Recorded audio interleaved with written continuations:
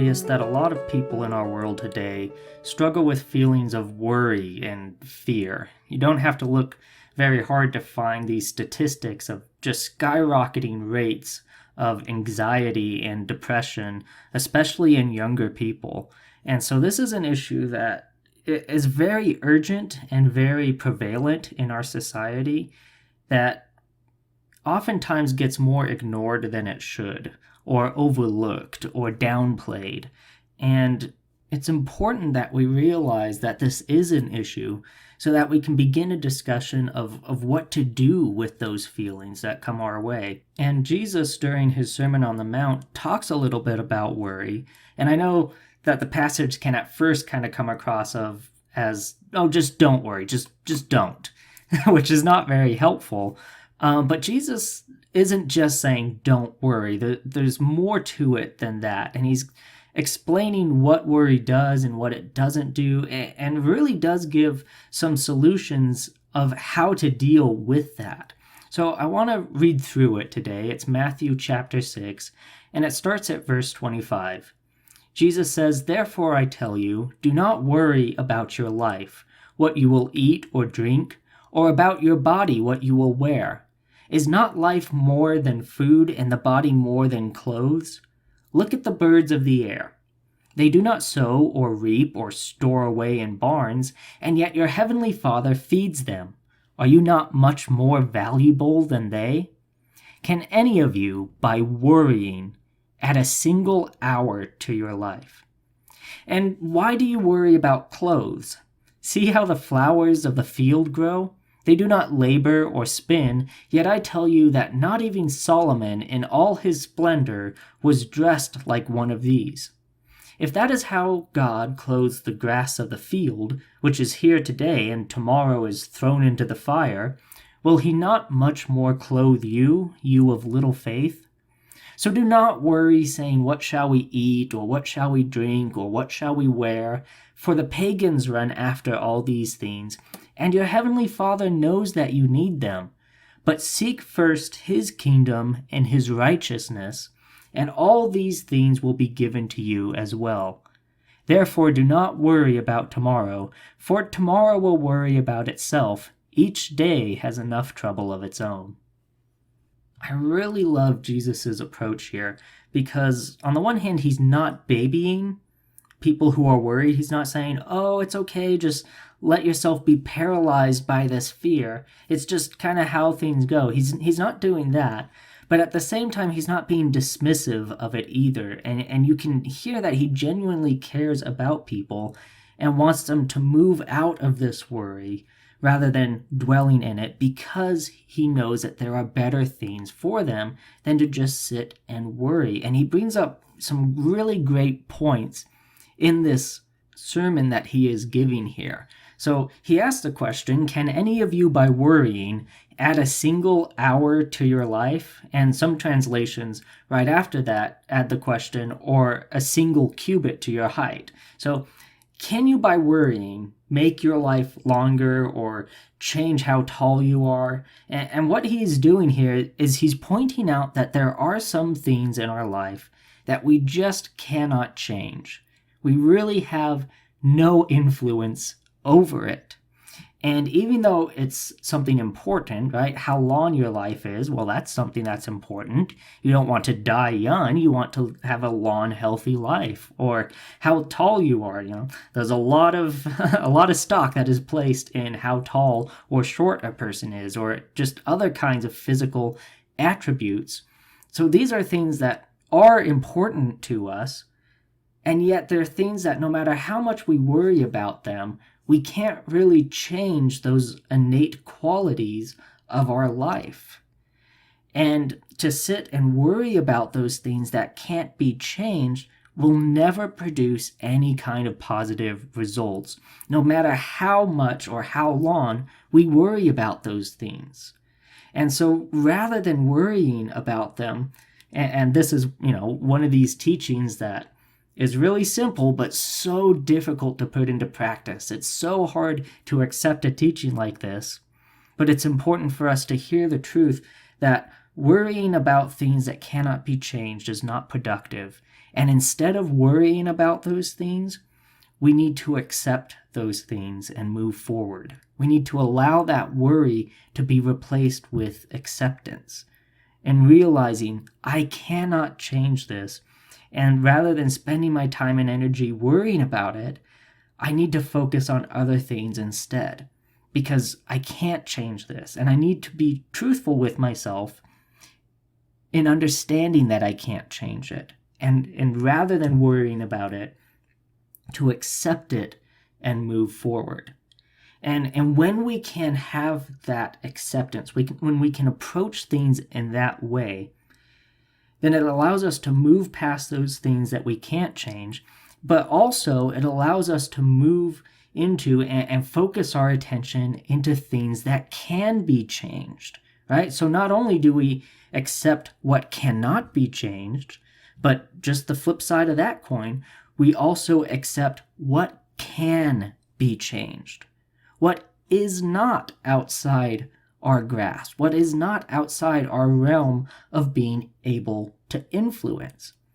And we have to first accept the things that we can't change so that we can move past that and into this area of things that we are capable of changing. Because once we accept what can be changed, then we know what we need to spend our time preparing for. So not worrying about things that cannot be changed, and instead preparing for things that can be changed. So just like when you're in school, right? And you know that a test is coming, that's not going to change. Or that deadline that paper is due, that's not going to change. Or at least in very rare occasions will it change. But eventually, even if it does change, eventually you'll still have to take that test or turn in that report. That's something that's not going to go away. And if you spend your whole time just worrying about that upcoming test and worrying about needing to get that report done, that's not helping you. That's not going to get the test out of the way. That's not going to get the report written. So instead of worrying about that deadline, instead prepare for that test, prepare for that report, and the grade that is going to come afterwards that is yet to be determined. Yes, the test is going to come, the book report is going to be due. That's not going to change. Don't worry about that. Instead, think about the grade and how it doesn't have to be a bad grade. It can be a good grade as long as you prepare for that test, as long as you give yourself the time you need to write out that report and don't just rush it the night before, but actually take the time to do the work well. And so in this way, you're not ignoring the issue, but rather than worrying about the issue, you are preparing for what you can prepare for in relation to that issue. And that's what Jesus is talking about here. Sure, you can't change how long or short your life is, but you do have control over the quality of life that you live. So rather than worrying about how long your life is going to be, instead focus on what is your life going to look like for as long as it lasts, right? That's the words of Gandalf. All we have to do is decide what to do with the time that is given to us. But we're not worrying about it. Instead, we are doing what we can now and recognizing the things that are out of our control and being able to accept that those things are out of control so that we can let them go, that we can give those things over to God. And instead, to accept what can be changed and prepare for that. So recognizing what to let go and what to prepare for. So then Jesus moves from talking about the futility of worrying about things that can't be changed, and he moves into this positive direction that we need to be focused on. So he points out, you need these things? Your heavenly Father knows that you need them, but seek first his kingdom and his righteousness, and all these things will be given to you as well. So Jesus here is instructing us to let God take care of our needs as we focus on Him. So rather than us focusing on our needs and worrying about whether or not our needs are going to be met, that instead we focus on God's kingdom, His righteousness, living according to His will, and that as we move in that direction, that God, because He knows what we need, will take care of those needs for us. So then, rather than us worrying about our needs and our faith, Jesus is saying, all you have to do is worry about your faith. Let me take that burden of worrying about your needs. Let me take that off of your shoulders. And as long as you are concerned with your faith and your relationship with God, and you're focused on that, God will take care of your needs. He'll take care of that other part. So rather than worrying about both of these things, just trust God. And let that worry be replaced with a trust in God. Put first His kingdom and His righteousness, and then all these things will be given to you as well. You won't have to worry about them. Just put God first. And when he's talking about putting God first, he's not talking about it like the first item on a list that you're checking off, right? Well, I've took care of my God things for today, so I can move on to everything else. That's not what Jesus is talking about when he's talking about putting God first. Instead, he's talking about keeping God at the center of all that you do. So rather than first as a list of items, the initial thing, that it is the priority. It's what is given the highest priority above all other things. And it becomes that first fundamental piece of your life upon which everything else is built. So it's less of the first item on the list and more of the centerpiece that holds everything together. And we have to make sure that our life reflects that as well. Because we could start our mornings off with reading the Bible and praying, talking with God. But if we put God to the side for the rest of our day and don't let our relationship with Him impact any of the rest of our day, then the rest of our day will fall apart. And we'll wonder, why is my day falling apart? I started my day with God. Okay, but we're not supposed to just start our day with God. We're supposed to live our life with God. And to let our relationship with Him influence everything that we do the whole day long. Right? And if you just have it as first, as an initial, then the rest of your day will fall apart because you need Him there as that centerpiece. It's just like if you're having cereal in the morning. If you get a bowl out of the cupboard, make sure it's nice and clean, it's washed, and you set it on the table, there you go, you've got your bowl. But then if you take that bowl and set it over to the side before you pour the cereal and the milk, that's not going to work out very well. That bowl is not going to be fulfilling the purpose it's meant for because you've set it aside. And now you're going to be sitting at the table trying to scour together all of this milk and cereal that's just spreading out across the table, and it's going to make a giant mess, and you're going to be saying, well, why is there this big mess? I got the bowl first. Oh, sure, you got it first, but you're not using it. It needs to stay there throughout that whole process of eating cereal. Because it's that bowl that's going to keep that milk and cereal in the place where it needs to be. And that's how our relationship with God is meant to work. God says, put me first, and I'll take care of the rest.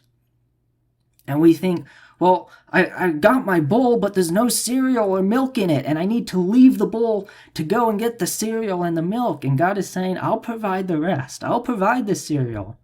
And when your bowl is empty, I'll fill it up again. But don't abandon that bowl. Don't abandon your relationship with me. And don't just make it a part of your life. make it the centerpiece of your life. And if we do that, if we seek first his kingdom and his righteousness, by keeping that at the center of our life, then he will make sure that our needs are met. That is what he has promised. But we need that part first for everything else to come in line. And Jesus, in this passage, he mentions Solomon, and Solomon is a great example of this as well. Solomon was given the opportunity from God to ask for anything that he wanted from God. And Solomon did not ask for riches, he did not ask for wealth, he did not ask for popularity or reputation or glory. What Solomon asked God for was wisdom. But it was through that wisdom that he received from God that he became established in a very powerful position with great wealth, great reputation, all of those things that came afterward, that came along because of the wisdom that he had received from God. If Solomon had asked for wealth, he would have had wealth but no wisdom. But because he asked for wisdom, he had wisdom and wealth. And that's what Jesus is trying to convey here. He's saying if you pursue worldly things, if you pursue temporary, physical things, then you'll be physically wealthy but spiritually poor. But if instead we invest in our spiritual life and our relationship with God, then God will take care of those physical needs. He'll take care of that other part. And then instead of having one, we'll have both. But what we need to do is let ourselves be obedient to God and let God be faithful in meeting our needs. And again, that does alleviate a lot of the stress and worry in our life, because then instead of worrying about our physical life and our spiritual life, we have one less thing to worry about. We have one less thing to be concerned about. And we can instead just focus on our spiritual life. And God is faithful. He doesn't let us down. He will never lead us to a place that he cannot sustain us. And as long as we're obedient to him, we seek first his kingdom and his righteousness, he'll make sure that everything else falls in place. But we have to trust him to lead us in that way. And then Jesus ends this discussion with both a powerful and somewhat humorous statement that each day has enough trouble of its own. Don't worry about tomorrow. Tomorrow will worry about itself. Each day has enough trouble of its own. And in this, he's highlighting the issues that come from being distracted with things that are far off, that may or may not ever arrive, when the whole while there are things all around us that we're ignoring and overlooking that need to be addressed. Each day has plenty of troubles of its own. Every day comes with its own challenges. And when you're worried about things that are still far off, things that are still coming down the pipeline, you're so distracted and consumed with those things that you're missing what you can do now. And there are things that you can do now to help yourself out, so that when those things do come down the pipeline, if they do, that you're not having two issues to deal with. Now you only have one because you already took care of that other issue while you could, while it was there at your feet. But we need to stop allowing ourselves to get distracted by things that may or may not ever happen, or things that are still a ways down the line, all the while we're ignoring what we can do today. So again, rather than allowing ourselves to be overwhelmed with these feelings of worry, we want to take that worry and replace it with vigilance, of taking a look around us and being aware of where we are and what's happening right now, so that we can put that time and energy into actually solving issues that we are in the midst of, rather than allowing those issues to continue to grow and become bigger issues, all the while tomorrow is just around the corner with more trouble of its own. And if our eyes are always beyond the horizon, then the issues we have will continue to build, and each day will bring new troubles, and we'll find ourselves slowly being overwhelmed and consumed by the troubles that are continuing to pile up on us. And Jesus is saying, don't let yourself be caught in that loop, in that downward spiral that comes from worrying about things far away, about worrying about tomorrow. When tomorrow comes, you can deal with tomorrow then, but right now there are things happening that we need to deal with now, so let's deal with them now. Now, this might be making you feel even more anxious, right?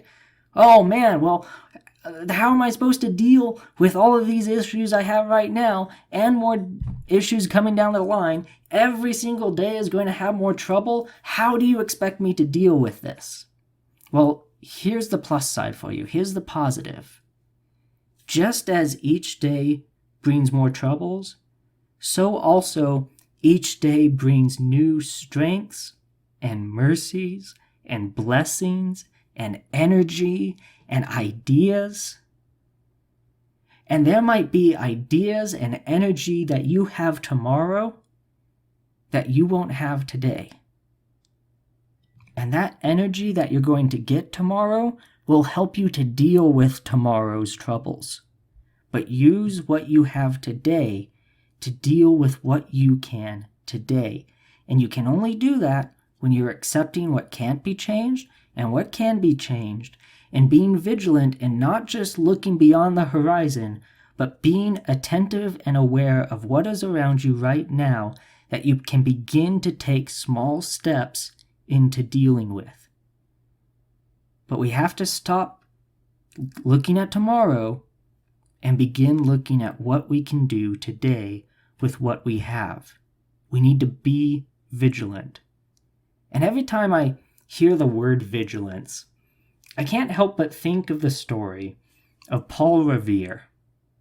You see, Paul Revere was expecting the British Army to come and attack the colonies. And he was just one man. He couldn't really do a whole lot. There wasn't a lot that Paul Revere could do to stand against an entire British invasion force. He was just one guy. But you know what he did have? He had a horse, and he had his voice. And so on April 18th, 1775, when he received news that the British were on their way, he got on his horse and he rode over to Concord, where the Minutemen were, in order to warn them about the British Army on their way.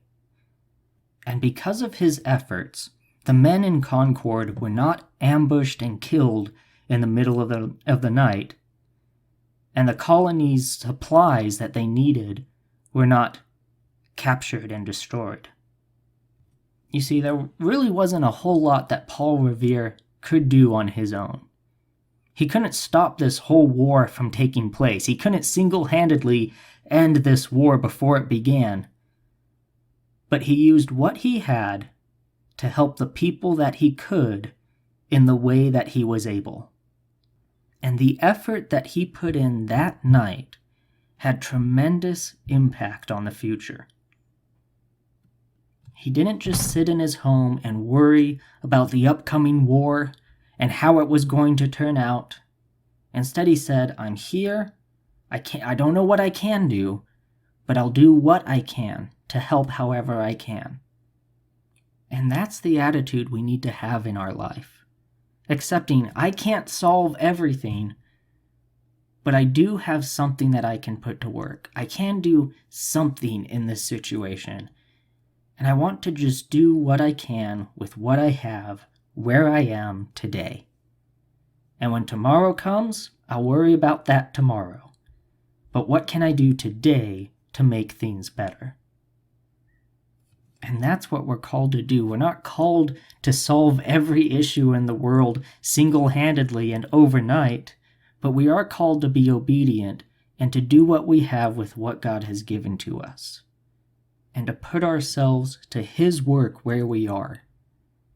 And those small steps that we take each day can have a tremendous impact over time, taking us much further than we ever thought we would be able to go.